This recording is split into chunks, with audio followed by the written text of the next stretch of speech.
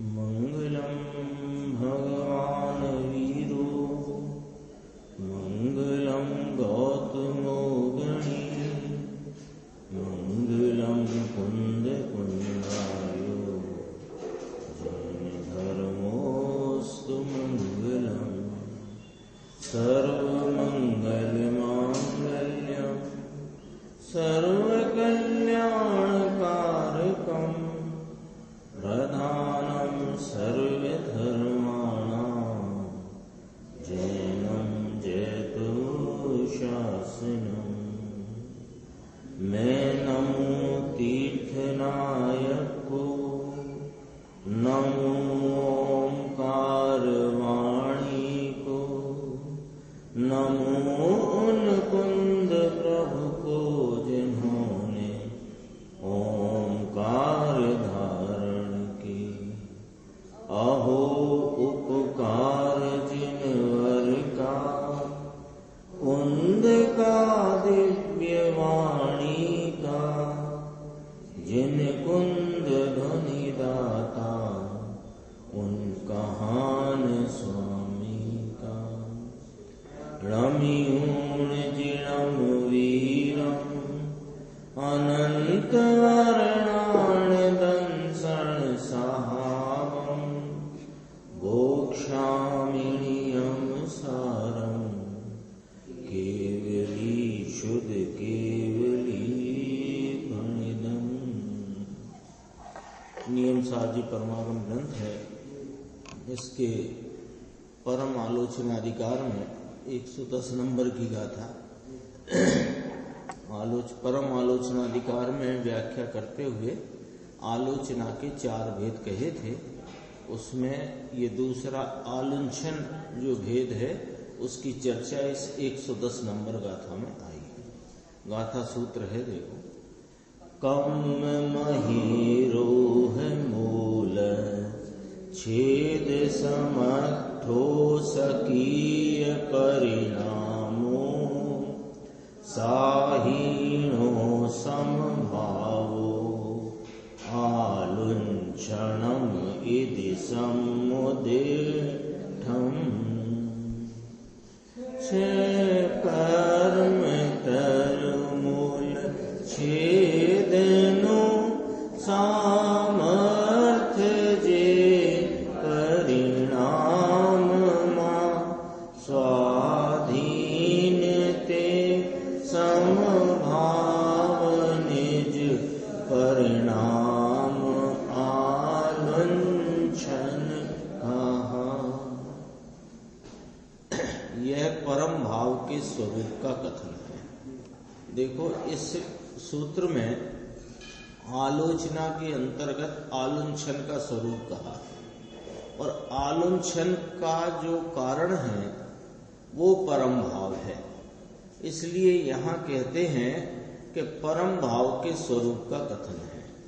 यानी इस गाथा में जो पंचम पारिणामिक भाव है उसको यहाँ गुंजायमान किया है इसकी टीका में, है ना। तो ऐसे ये यहाँ से जो बात कही ना कुंद आचार्य ने, अपन भरी गीत में देख सकते हैं।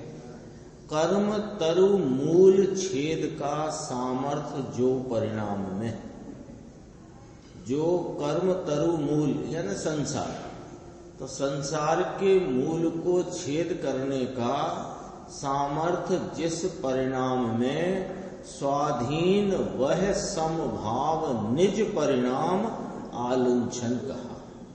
वह निज परिणाम समभाव रूपी वो जिसके आलम्बन से होता है वह पंचम परम पारिणामिक भाव है।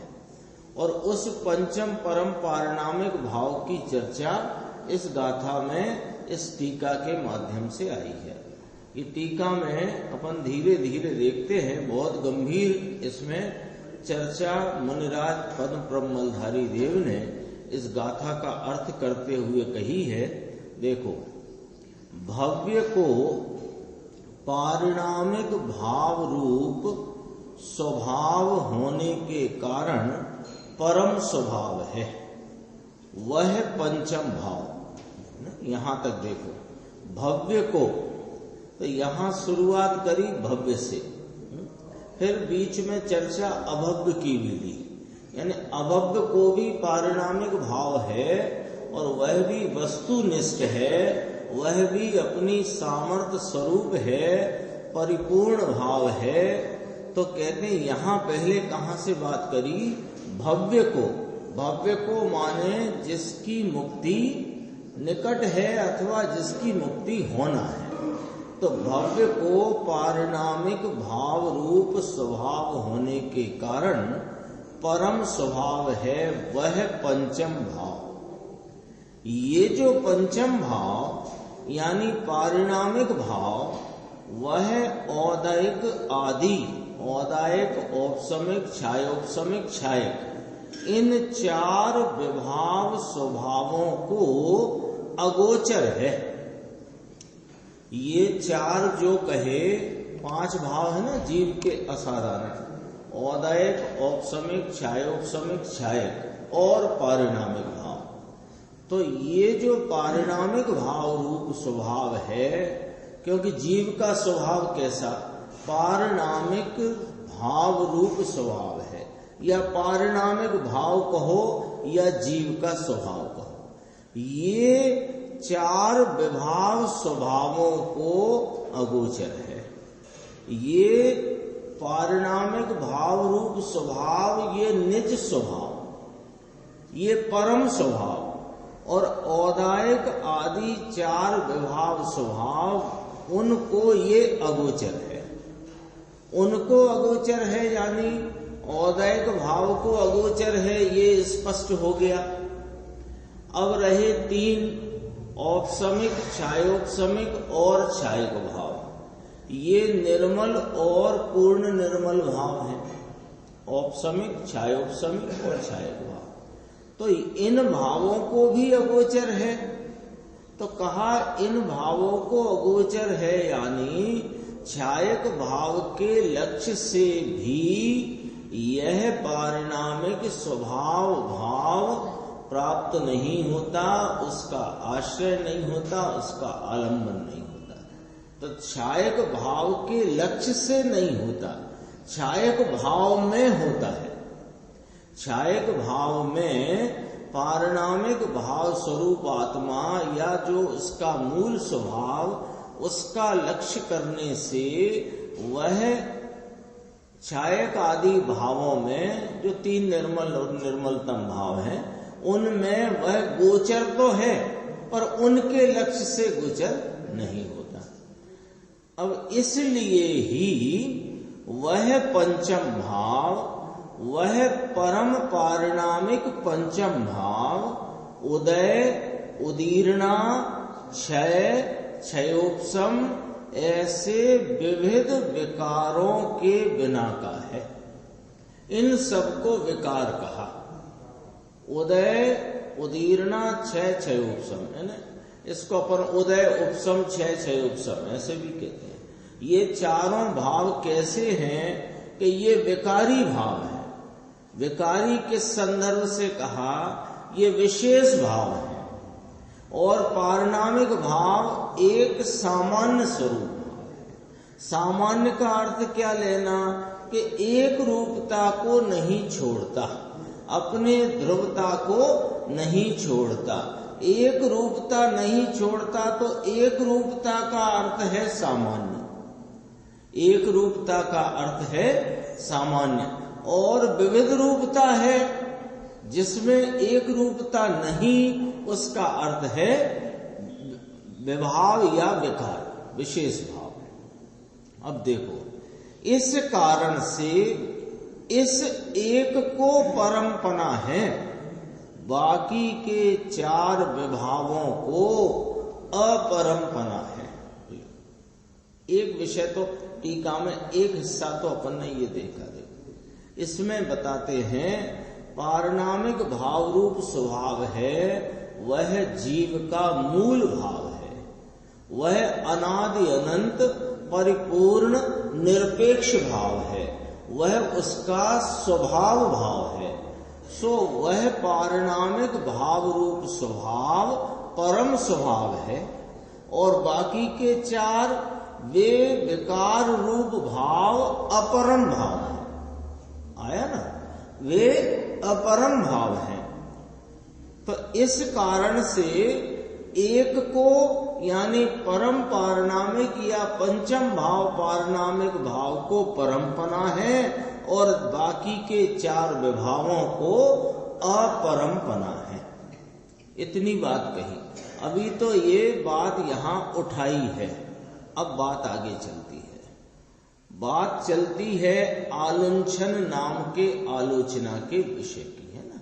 देखो, समस्त कर्म रूपी विष वृक्ष के मूल को उखाड़ डालने में समर्थ ऐसा यह परम भाव, जिसकी चर्चा ऊपर 4 पंक्ति में 3.5 पंक्ति में आई। परम भाव यानी कि वह एक रूप रहा हुआ त्रिकाली अनादि अनंत पूर्ण निरपेक्ष जो भाव है, स्वभाव भाव है, वह पंचम भाव परम भाव है। बाकी सब भाव अपरम कहे। ठीक है। अब कहते हैं कि समस्त कर्म रूपी विष वृक्ष के मूल को उखाड़ देने में समर्थ है ऐसा ये परम भाव। समस्त कर्म रूपी विष वृक्ष, कर्म कहे ना, अनादि से संसार में भटकते हुए जीव को 8 प्रकार के कर्मों का संयोग चला आया है। 8 प्रकार के कर्म, उनकी 148 कर्म प्रकृतियां, वे सब कौन हैं कि वे विष वृक्ष हैं। विष वृक्ष होता है ना, वृक्ष होता है, उसमें तना होता है, शाखाएं होती हैं और उसके पत्ते आदि भी होते हैं। तो ऐसे वृक्ष जैसा है यह कर्म प्रकृतियों का। तो कर्म रूपी विष वृक्ष कहा ना, ये विष का वृक्ष है।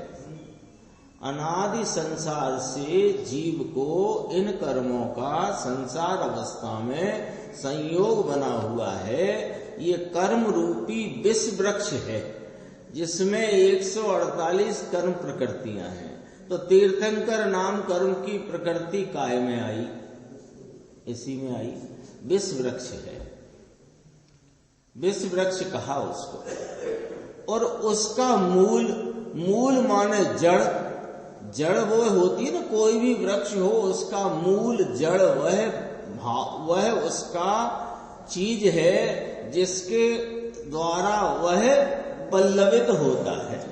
तो जब मूल ही उखाड़ दिया जाए तो ये 148 कर्म प्रकृतियों का जहर का झाड़, जहर का वृक्ष कैसे पल्लवित होगा। तो उसको उखाड़ देने में कौन समर्थ है। तो कहा कि ये परम भाव। उसको उखाड़ देने में ऊपर मिलाओ, उसको उखाड़ देने में उपसम भाव समर्थ नहीं, उसको उखाड़ देने में क्षयोपसम भाव समर्थ नहीं, उसको उखाड़ देने में क्षायक भाव समर्थ नहीं। अरे औदायक की तो बात ही क्या करें। औदायक माने दया, दान, व्रत, पूजा, भक्ति, ये सब जितने परिणाम हैं, ये परिणाम काय में गए, औदायक भावों में। दया, दान, व्रत, पूजा, भक्ति, पंच परमेष्टि का नाम स्मरण आदि, ये सब गए औदायक भावों में। इनकी तो बात ही नहीं करते, लेकिन औपसमिक, छायोपसमिक और छायक भाव भी इसके मूल को उखाड़ने में समर्थ नहीं कहे, अपरम कहे। ऐसा क्यों कहते हो। उपसम भाव, क्षयोपसमिक तो कहा नहीं, औपसमिक सम्यक्त, छायोपसमिक सम्यक्त, छायक सम्यक्त और सम्यक्त पूर्वक ही तो संसार का नाश है। कि ये बात तो ठीक कही आपने कि औपसमिक, छायोपसमिक अथवा छायक सम्यक्त, यह जो रत्नत्रय परिणति, इसी के द्वारा ही संसार के वृक्ष के मूल का नाश होता है। बात तो सच्ची कही है, लेकिन इसके आलम्बन से नहीं होता है। इसके आश्रय से नहीं होता है। सम्यक्त का आश्रय लेकर के वो कोई परिणाम वह नहीं उत्पन्न होता जिसमें शांति और वीतरागता। सम्यक्त रूपी औपसमिक लो, चाहे औपसमिक लो, छायक लो अथवा पूर्ण भाव लो, केवल ज्ञान का लो, इनके आलम्बन से शांति वीतरागता नहीं उत्पन्न होती। और शांति वीतरागता की उत्पत्ति ही मोक्ष का या मुक्ति का मार्ग है। अब क्या कहते हैं देखो, समस्त कर्म रूपी विष वृक्ष के मूल को उखाड़ देने में समर्थ ऐसा यह परम भाव। अब वो परम भाव क्या है कि देखो, त्रिकाल निरावरण निज कारण परमात्मा उसके स्वरूप, ये परम भाव है। इतना कितनी बात कही, त्रिकाल निरावरण, जिसमें नहीं कभी कोई आवरण, निज कारण परमात्मा, जो कार्य रूपी भाव का कारण स्वरूप है, ऐसा यह निज कारण परमात्मा का स्वरूप, उसकी श्रद्धा, उससे प्रतिपक्ष, तीव्र मिथ्यात्व कर्म का उदय, उसके कारण कुदृष्टि को नाम मिथ्या दृष्टि को। अब इधर से बात देखो कि ये जो परम भाव है ये सब जीवों के पास विद्यमान है। परम भाव माने पारिणामिक भाव, पारिणामिक भाव माने अनादि अनंत पूर्ण निरपेक्ष चैतन्य स्वरूप। अपने तो जीव की बात चलती है ना, तो चैतन्य स्वरूप पारिणामिक भाव, अनादि अनंत परिपूर्ण निरपेक्ष जो चैतन्य रूप भाव, चैतन्य स्वभाव, वह पारिणामिक भाव। जगत में जितनी अनंत जीव राशि है, अनंती जीव राशि, अक्षय अनंत जीव राशि, प्रत्येक जीव के यह पारिणामिक भाव विद्यमान है। और ये पारिणामिक भाव क्या चीज है कि ये वो चीज है कि जो संसार के विष वृक्ष के मूल को उखाड़ देने में समर्थ है। सब रहस्य अपने सामने खोल दिया है आचार्य परमात्मा। क्या कह दिया है कि भाई तुम्हें इस संसार से छूटना हो तो इसके मूल का नाश करो, इसके मूल को उखाड़ फेंको, तो तुम इस संसार से छूट पाओगे, अन्यथा तो नहीं। ये कहा। तो मूल को उखाड़ फेंकने के लिए क्या साधन है या क्या चीज है जिसके द्वारा ये मूल का नाश या मूल को उखाड़ा जा सकता है ना? कोई आंगन में वृक्ष पड़ा हो और अपने को कमरा बनाना हो तो कहा इसको मूल से उखाड़ के निकालोगे तो तुम कर पाओगे काम, और तुम ऊपर से काट के और फिर इस पे कुछ भी बनाओगे तो सब बेकार जाएगा। तो संसार में यदि रहने से थक गए हो, छूटना चाहते हो, तो संसार के वृक्ष के मूल को उखाड़ो। और उसको उखाड़ देने में समर्थ कौन कहा? पंचम परम पारिणामिक भाव, जो अनादि अनंत परिपूर्ण निरपेक्ष ज्ञायक चैतन्य स्वरूप भाव है। अब कहते हैं कि वह भाव है कहाँ? कि वो भाव प्रत्येक जीव के पास है, प्रत्येक जीव के पास है। अच्छा, हमारे पास भी है कि हाँ, आपके पास भी है, जितने जीव राशि है सबके पास है। तो हमको दिखता क्यों नहीं? हमको दिखता क्यों नहीं? यदि है हमारे पास, जो कि संसार के इस विष वृक्ष के जड़ का नाश कर देने में समर्थ है, ऐसी महान वस्तु हमारे पास है, तो दिखती क्यों नहीं? तो कहते हैं कि तीव्र मिथ्यात्व कर्म के उदय के कारण, ये निमित्त में से बात बताई, लेकिन मिथ्यात्व निमित्त में नहीं परिणम रहा। मिथ्यात्व तो जीव की परिणति में परिणमित है, कर्म में थोड़ी मिथ्यात्व होता है। थोड़ा विचार करना, मिथ्यात्व किसे कहते हैं? मिथ्यात्व कहते हैं जैसा वस्तु का स्वरूप है वैसा नहीं जानना और वैसा नहीं मानना, और जैसा वस्तु का स्वरूप है नहीं वैसा जानना वैसा मानना, इसका नाम मिथ्यात्व है कि नहीं? अब ये बताओ, जब मिथ्यात्व जानने और मानने का नाम है तो कर्म का जानने मानने वाला है जो उसमें मिथ्यात्व होएगा? वो तो जड़ है, उसमें तो जानने मानने का भाव ही नहीं। लेकिन जब जीव की परिणति में ऐसी विपरीत मान्यता रूप परिणमन चल रहा है, तब वहां निमित्त में उस प्रकार दर्शन मोह कर्म का उदय वर्तता है, उसे मिथ्यात्व कर्म का उदय कहते हैं। तो कहते हैं मिथ्यात्व कर्म के उदय के कारण कुदृष्टि को, मिथ्या दृष्टि का नाम कुदृष्टि, कुदृष्टि को अब देखो सदा निश्चय से माने वास्तव में विद्यमान होते होने पर भी अविद्यमान ही है।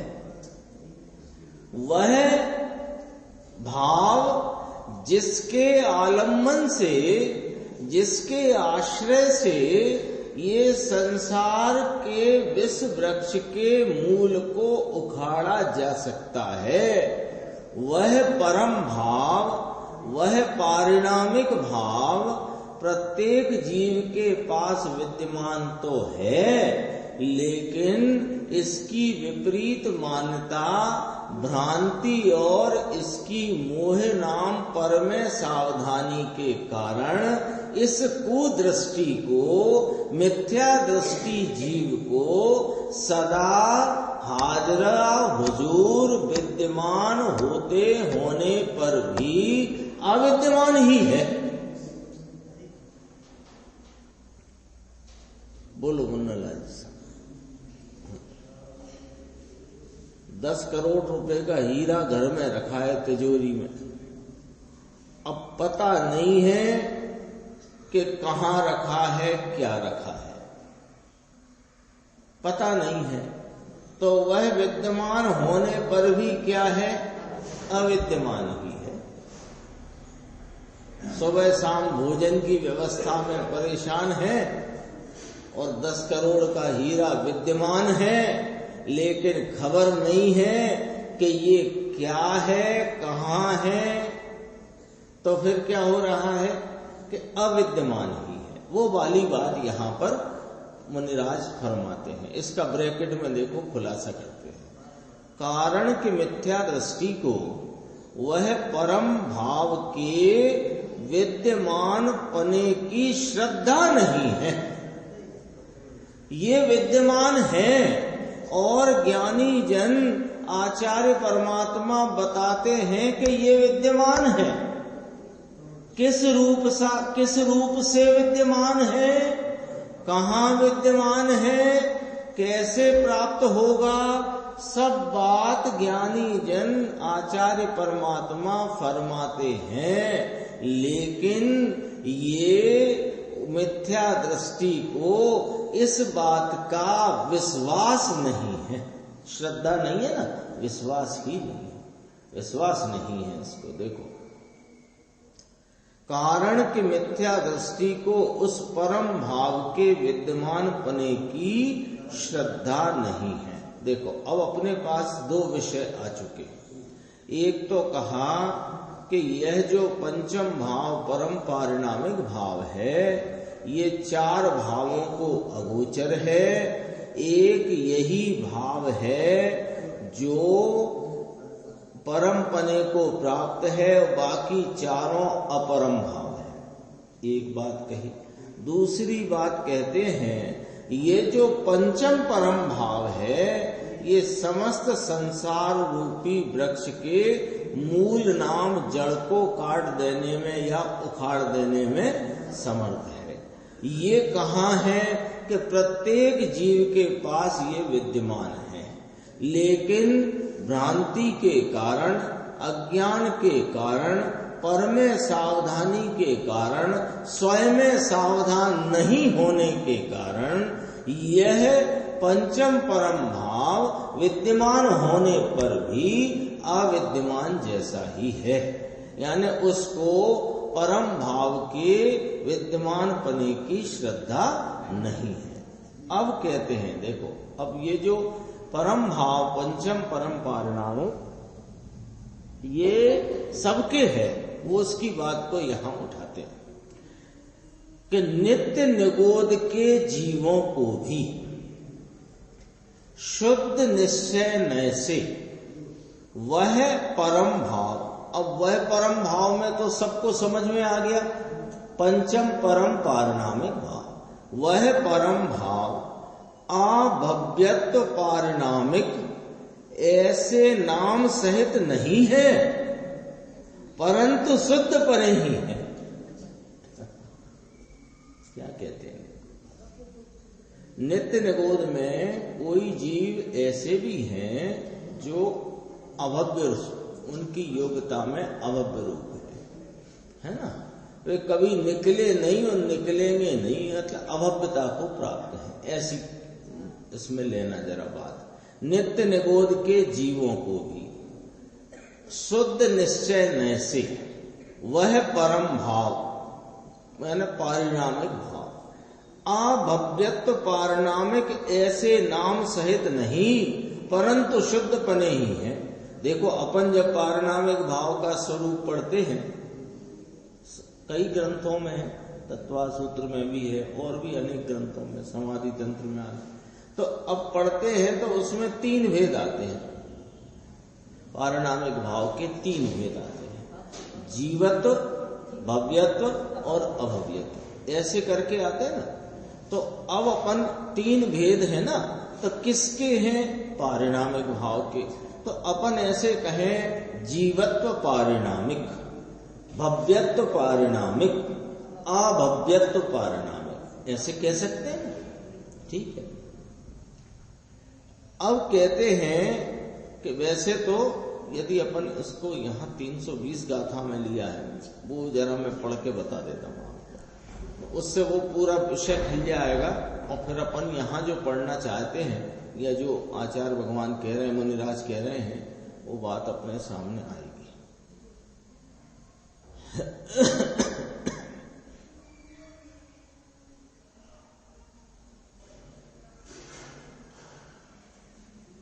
मेरे पास है पुस्तक, उसमें नहीं है, मैं पढ़ रहा हूँ यहाँ से गाथा 320 की जयसेन स्वामी की टीका में से एक पैराग्राफ, कि प्रथम तो जीवत्व, भव्यत्व और अभव्यत्व, ये अपने इसलिए चर्चा कर रहे हैं कि ये प्रश्न बार बार उद्वेलित करता रहता है कि भव्यत्व अभव्यत्व पारिणामिक का क्या स्वरूप है, या पारिणामिक भाव जिसकी पूरे नियम सार में ही नहीं, सब अध्यात्म ग्रंथों में और सिद्धांत ग्रंथों में इस प्रकार गुंजायमान है कि यही एक आश्रयभूत भाव है। तो उसमें ये जो तीन भेद कहे, उनका थोड़ा संक्षेप में अपन देखते हैं। जीवत्व, भव्यत्व और अभव्यत्व, ऐसे तीन प्रकार के पारिणामिक भावों में, अब ये तीन प्रकार के पारिणामिक भाव को चार प्रकार करते हैं। तीन प्रकार कहे ना, इन्हें चार करते हैं। कैसे? कि जीवत्व में दो प्रकार करते हैं, शुद्ध जीवत्व और अशुद्ध जीवत्व, ऐसे करके बात करते हैं। देखो, जैसे स्वामी ने लिया है 320 गाथा समय सार जी की, कि शुद्ध जीवत्व ऐसा जो शक्ति लक्षण पारिणामिक बना, वह शुद्ध द्रव्यार्थिक नयाश्रित होने से निरावरण और शुद्ध पारिणामिक भाव ऐसी संज्ञा वाला जानना। शुद्ध जीवत्व रूप जो पारिणामिक भाव कहा, उसको शुद्ध पारिणामिक भाव जानना, ये कहा।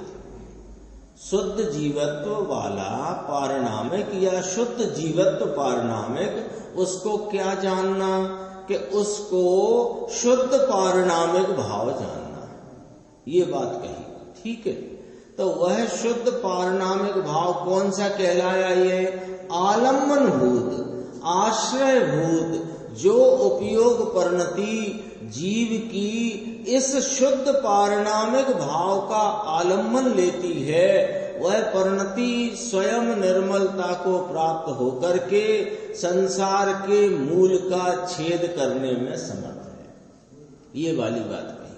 तो ये निरावरण, यही बात अपन ने वहां पढ़ी थी, ये थोड़ा दूसरे में से ले रहे हैं। अभी त्रिकाल निरावरण पढ़ा था ना अभी, उसमें निरावरण और शुद्ध पारिणामिक भाव ऐसी संज्ञा वाला जानना, सो वह तो बंध मोक्ष पर्याय परिणति से रहित है, उसमें नहीं बंध नहीं मोक्ष, कोई पर्याय परिणति नहीं, वह अपरिणामी है, अपरिणामी है, वह ध्रुव रूप है, वह सामान्य है, वो एक रूप है, वो सदरस भाव है, वो जीव का मूल ऐसा भाव जो त्रिकाल सदा निरावरण सामान्य एक रूप सदरस रहने वाला है। अब कहते हैं अशुद्ध जीवत्व, यानी जो 10 प्राण रूप जीवत्व और भव्यत्व और अभव्यत्व द्वय, यानी भव्यत्व और अभव्यत्व,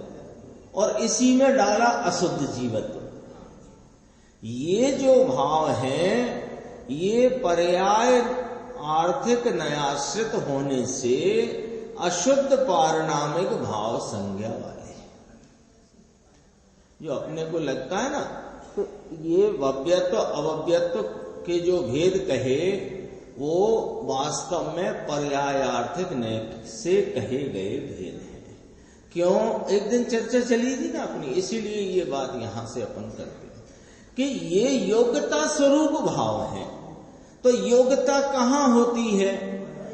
जो वस्तु में रहता है उसे स्वभाव कहते हैं, और जो पर्याय में घटित होता है उसे योग्यता कहते हैं। फर्क पड़ गया? जो वस्तु में रहता है वो स्वभाव होता है, और स्वभाव त्रिकाल होता है। स्वभाव ऐसा नहीं होता कि कभी होता है और कभी नहीं होता है, स्वभाव त्रिकाल होता है। शक्कर कभी ऐसी कहीं देखी क्या कि कोई कोई सुबह के समय फीकी हो जाती हो, रात को मीठी हो जाती हो? सदैव जो भाव जिस वस्तु में बना रहे, उस भाव को, उस वस्तु का स्वभाव जानना, और जो भाव किसी वस्तु में कभी प्रकट हो और कभी प्रकट ना हो, उसे योग्यता जानना।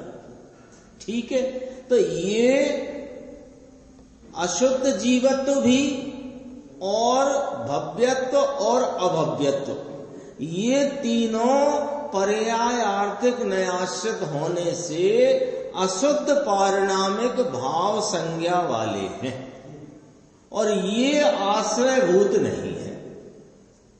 अशुद्ध पारिणामिक संज्ञा जिनको प्राप्त है, पर्यायार्थिक नय में जो घटित हो जाते हैं।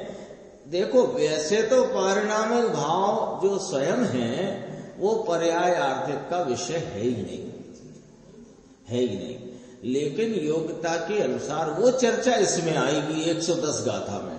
लेकिन योग्यता के प्रमाण में उसको भव्यत्व अभव्यत्व ऐसे दो भेद पर्यायार्थिक नय से किए गए। लिखा है यहाँ जयसेन स्वामी की टीका है। वो आप लोग के पास पुस्तक नहीं है ना, पुस्तक अभी ढूंढेंगे, मिल जाएगी तो। हाँ, पर्याय आर्थिक न्याश्रित होने से अशुद्ध पारिणामिक भाव संज्ञा वाले हैं।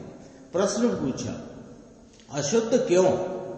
उत्तर दिया, संसारियों को शुद्ध नय से और सिद्धों को तो सर्वथा ही 10 प्राण रूप जीवत्व का तथा भव्यत्व अभव्यत्व द्वय का अभाव होने से। इसे अशुद्ध क्यों कहा? कि शुद्ध नय से ये किसी जीव के है ही नहीं। अब पकड़ना बात, शुद्ध नय से देखा जाए तो किसी जीव को नहीं है अशुद्ध जीवत्व और नहीं है भव्यत्व और नहीं है अभव्यत्व। शुद्ध नय से नहीं, तो शुद्ध नय से किसी जीव को नहीं, और सिद्धों को तो सर्वथा ही ये 10 प्राण रूप जीवत्व नहीं और भव्यत्व और अभव्यत्व भी नहीं है। सिद्धों के कहाँ है? इसलिए अब ये पूरी पिक्चर यहां अपने सामने स्पष्ट हो जाती है। पारिणामिक भाव, जिसको पंचम भाव परम पंचम पारिणामिक भाव कहा, एक परम कहा, एक बात। दूसरी बात ये कही कि जो यही एक सामर्थ्य स्वरूप भाव है जो अनादि संसार के विश्व वृक्ष के मूल को उखाड़ देने में समर्थ है। एक यही भाव है। दो बातें कही। यही भाव आलम्बन भूत है। जिस किसी को भी संसार से छूट करके मुक्ति स्वरूप इस भाव की यानी अपने स्वरूप के पूर्ण भाव की प्राप्ति करना हो तो उसके लिए आलम्बन भूत एक ही भाव है, वो पारिणामिक भाव है। पारिणामिक भाव को जब हम सिद्धांत ग्रंथों में जानने गए तो पारिणामिक भाव के 3 भेद कहे, जीवत्व, भव्यत्व और अभव्यत्व। ठीक है, जीवत्व में भी 2 प्रकार निकालो कि एक तो उसका शुद्ध चैतन्य ज्ञाता दृष्टापना अथवा उसका शुद्ध चैतन्य रूप त्रैकालिक भाव, वो शुद्ध जीवत्व है। वही वास्तव में शुद्ध पारिणामिक भाव है, वही वास्तव में आलम्बन भूत भाव है, वही वास्तव में उस सामर्थ्य रूप रहा हुआ है जो संसार के विश्व वृक्ष के मूल को उखाड़ देने में समर्थ है। वही परम भाव को प्राप्त है। अपन ने 4 पॉइंट ऐसे लिखे थे। अब वो कौन सा वाला निकला इनमें? 3 भेद पड़े सिद्धांत ग्रंथों में पारिणामिक भाव के। तत्व सूत्र में भी आते हैं, द्रव्य संग्रह में भी आते हैं, समाधि तंत्र में भी आते हैं, सब जगह आते हैं। तो कहते हैं कि ये जीवत्व, भव्यत्व, अभव्यत्व 3 भेद कहे। तो 3 भेद कहे तो ये 3 भेद में जो शुद्ध जीवत्व है, चैतन्य का त्रैकालिक भाव प्रवाह है, वही पारिणामिक भाव है, वही सामर्थ्य रूप है, वही परम नाम को प्राप्त है। उसी के आश्रय में जीव का कल्याण और संसार से छूटना होता है। आगे स्पष्ट। अब कहते हैं कि फिर भी जो 3 है सो कौन? 3 कौन बचे? अशुद्ध जीवत्व 10 प्राण रूपी संयोग रूप और भव्यत्व अभव्यत्व पर्याय की योग्यता रूप। ये तीनों पर्यायार्थिक नय के विषय हैं। इसलिए इन भेदों को या इन भेद वाले भावों से जो पारिणामिक भाव कहा गया उसे अशुद्ध पारिणामिक भाव में डालो। अशुद्ध पारिणामिक भाव है तो अशुद्ध क्यों कहा? कि इसलिए कहा कि जे जीव को है ही नहीं। शुद्ध नय से किसी जीव के नहीं है ये 3 भाव। नहीं तो अशुद्ध जीवत्व 10 प्राण रूप है, शुद्ध नय से किस जीव को है? शुद्ध नय से जीव को देखा जाए तो ये 10 प्राण समझते ना, 5 इंद्रिय, आयु, श्वास, उच्छ्वास और मन वचन का है, ऐसे 10 हुए ना। ये 10 में ये कौन सा है आपको शुद्ध नय से? तो भव्यत्व भी नहीं है। जाओ, क्यों? एक तो ये बात। और सिद्धों के तो तीनों ही नहीं है, ना मन वचन काया है, ना 5 इंद्रिय है, ना आयु है, ना श्वास उच्छ्वास है, ना भव्यपना है, ना अभव्यपना है। तो ये अशुद्ध संज्ञा को प्राप्त है। अशुद्ध संज्ञा को प्राप्त होने से इसे हम परम पारणामिक वह स्वरूप सामर्थ्य जिसके आलम्बन से संसार का नाश होता है, वो ये नहीं है। ये जयसेन स्वामी की टीका में आया। अब अपन चलते हैं वापस वहीं। अब निकालो निर्देश भाई, आप अपना काम याद।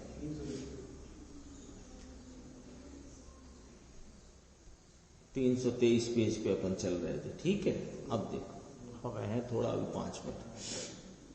अब यहां जो बात कही कि ये जो परम भाव शुद्ध जीवत्व स्वरूप पंचम परम पारणामिक भाव, जिसकी जो कि सर्व जीव राशि को, अक्षय अनंत जीव राशि सबको ही विद्यमान होने पर भी उसकी भ्रांति के कारण, मोह मिथ्यात्व के कारण, कुदृष्टि के कारण, पर में सावधान रहने के कारण, स्वयं सावधानी के अभाव के कारण उसको विद्यमान होने पर भी अविद्यमान है,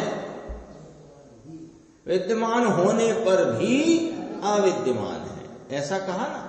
अब देखो, नित्य निगोध के जीवों को भी शुद्ध निश्चय न से वह परम भाव अभव्यत्व पारणामिक ऐसे नाम सहित नहीं। अब आई बात समझ में वो वाली, वहां से अपन ने मिलाई 320 गाथा से, कि वो जो नित्य निगोध में जीव राशि पड़ी हुई है उनको पर्याय आर्थिक न से अभव्यत्व पारणामिक संज्ञा दी, लेकिन शुद्ध निश्चय न से उनको वो संज्ञा है ही नहीं।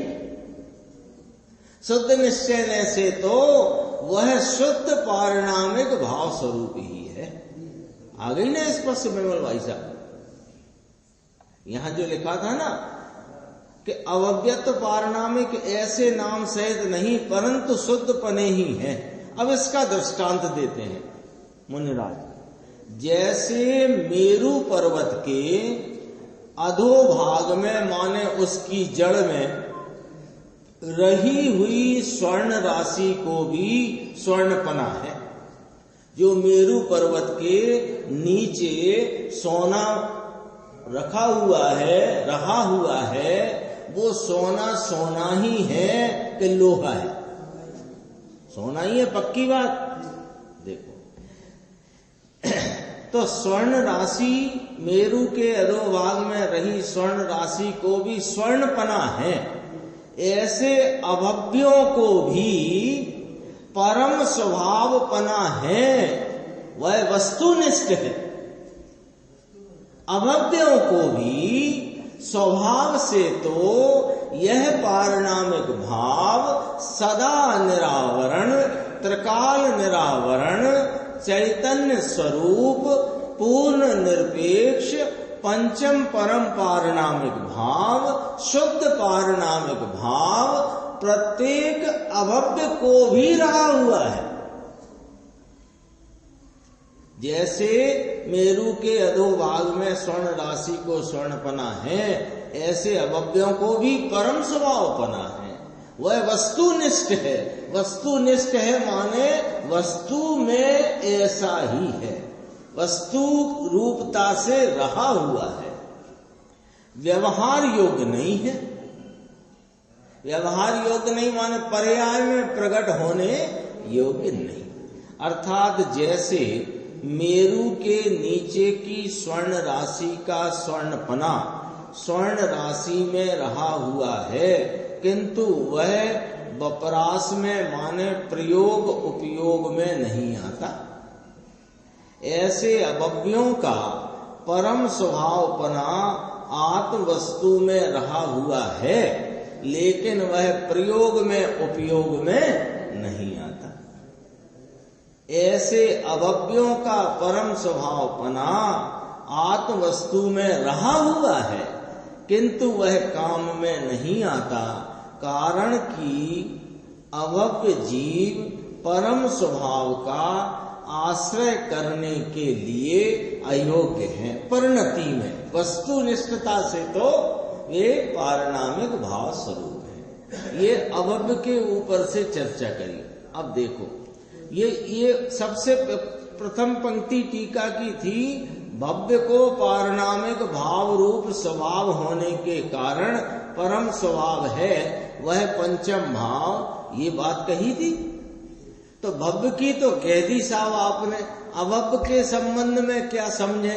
क्या जो मूंग सींचती नहीं वो मूंग नहीं, क्या कंकड़ है? मूंग होती है ना, तो कोई सींचे नहीं, तो नहीं सींचती तो वो मूंग है कि कंकड़ है तो मूंग ही। तो भव्य का तो आपने कह दिया, तो अभव्य के संदर्भ में भी यहां टीकाकार मुनिराज ने बात कही। अब देखो, अब अति आसन्न भव्य की बात कहते हैं। क्यों कि यहां तो ये सिद्ध करना है कि यह संसार वृक्ष के मूल को उखाड़ने में समर्थ है, वो परम पंचम पारणामिक भाव। देखो सुदृष्टियों को, अब वो ऊपर कुदृष्टि लिया था, उसे विद्यमान होने पर भी अविद्यमान ही है, लेकिन सुदृष्टि माने जिनके भ्रांति नहीं है, जिनको कोई प्रकार का मोह रूपी भाव नहीं है, जिनका सावधानपना स्वरूप में हुआ है, वे सुदृष्टि हैं। तो सुदृष्टियों को, अति आसन्न भव्य जीवों को, निकट भव्य जीवों को यह परम भाव सदा निरंजन पने के कारण, ये परम भाव आत्मा का मूल स्वभाव चैतन्य रूप निरंजन भाव है। तो सदा निरंजन, निरंजन माने समझ गए निर्देश भाई, अंजन माने मेल, निरंजन माने मेल बिना का। तो निरंजन पने के कारण अर्थात सदा निरंजन पने प्रतिभासित हुआ होने के कारण, ये सुदृष्टि है ना। सुदृष्टि कौन है? जिसकी वस्तु स्वरूप के संबंध में भ्रांति टल गई है, जिसके मिथ्यात्व टल गया है, जिसकी स्वरूप में सावधानी हो गई है, ऐसे सुदृष्टि ने इस सदा निरंजन भाव को निरंजन पने देख लिया है, आस्वाद कर लिया है, उसकी निर्मलता का उसने स्वाद ले लिया है। प्रतिभासित हुआ होने के कारण ये सफल हुआ है, सफल हुआ है। कौन? परम भाव। इसलिए ये परम पंचम भाव द्वारा अति आसन्न भव्य जीव को निश्चय परम आलोचना के भेद रूप से उत्पन्न होता आलुंछन नाम सिद्ध होता है। लुंछन माने होता है उखाड़ फेंकना। लुंछन माने क्या? उखाड़ फेंकना। तो किसको उखाड़ फेंका? किस संसार वृक्ष के, विष वृक्ष के मूल को उखाड़ फेंकने में ये पंचम भाव सिद्ध होता है, इसका नाम आलुंछन।